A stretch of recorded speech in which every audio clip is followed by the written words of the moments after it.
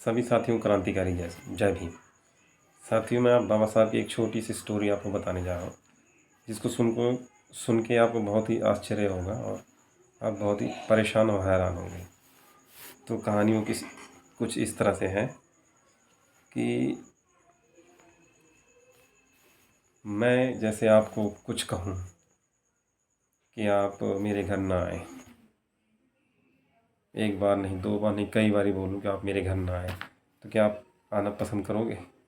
वो भी गलत लहजे के साथ, गलत भाषा के साथ। तो क्या आप मेरे घर आना पसंद करोगे या कहीं भी जाना पसंद करोगे जहाँ आपका इज्जत मान सम्मान ना हो?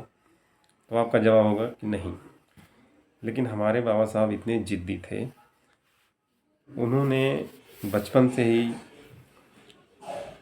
बहुत कुछ सहा है और सहते आए हैं। बचपन में जब वो स्कूल जाते थे तो उनको कमरे में ना बिठा के स्कूल के बाहर, जहाँ पर लोग चप्पल जूते उतारते हैं, वहाँ पे बिठाया जाता था।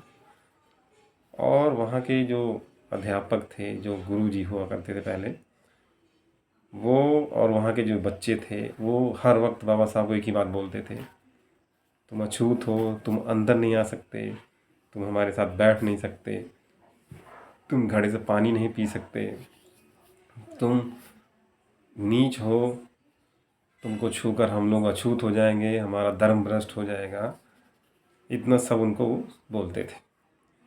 लेकिन बाबा साहब डेली वहाँ जाते थे पढ़ने के लिए और क्लास के बाहर बैठकर पढ़ते थे। और देखिए दोस्तों, कितने हमारे बाबा साहब महान थे कि उनको पढ़ाई में इतनी ज़्यादा रुचि थी कि आप कुछ भी कह लो, मुझे कोई फ़र्क नहीं पड़ने वाला, मैंने तो सिर्फ पढ़ना है। और उन्होंने क्लास के बाहर बैठकर उन बच्चों की और मास्टरों की फालतू की बकवास सुनकर कभी हार नहीं मानी, कभी वो परेशान नहीं हुए। उन्होंने लगातार मेहनत करी, पढ़ते गए पढ़ते गए पढ़ते गए और इतनी पढ़ाई कर ली कि वो पूरे वर्ल्ड में फेमस हो गए। जिनको स्कूल के बाहर पढ़ने के लिए बैठाया गया था, नीच अछूत महार बोल के उनको गलत बोला जाता था, वो पूरी दुनिया में फेमस हो गए पढ़ाई लिखाई करके। और तो और उन्होंने भारत का संविधान भी बनाया, जिसमें कि उन्होंने 1% भी कहीं भी किसी के खिलाफ कोई बात नहीं लिखी। उन्होंने सिर्फ एक ही चीज़ उसमें दायर करी है कि जो भी अछूत है, SC ST OBC के लोग हैं, माइनॉरिटी के लोग हैं, वो सब बराबर हैं, कोई ऊंचा नहीं, कोई नीचा नहीं।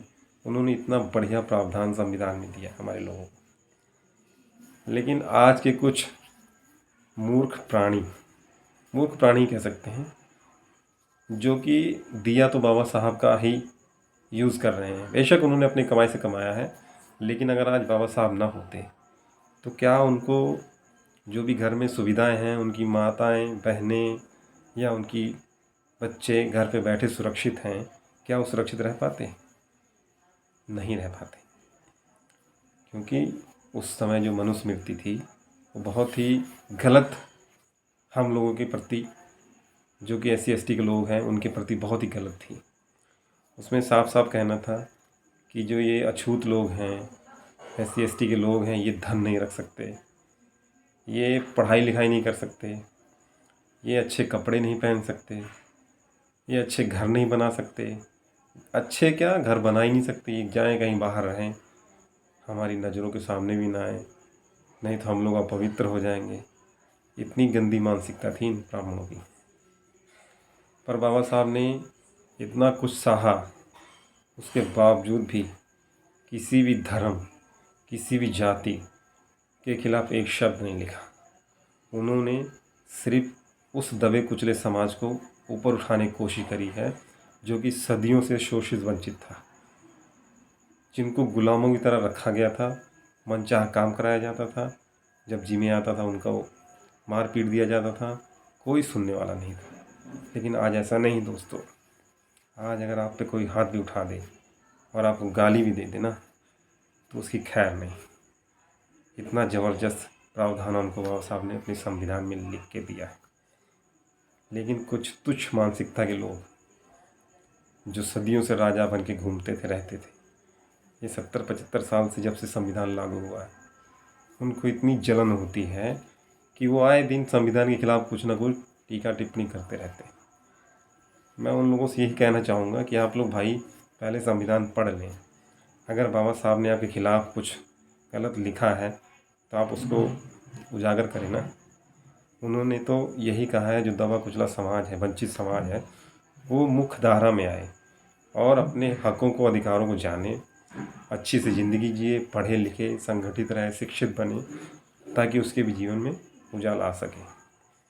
संविधान में ये सब प्रावधान दिए गए हैं। इंसान को इंसान समझो, जानवर को जानवर समझो, जो चीज़ जो है उसको वो समझो।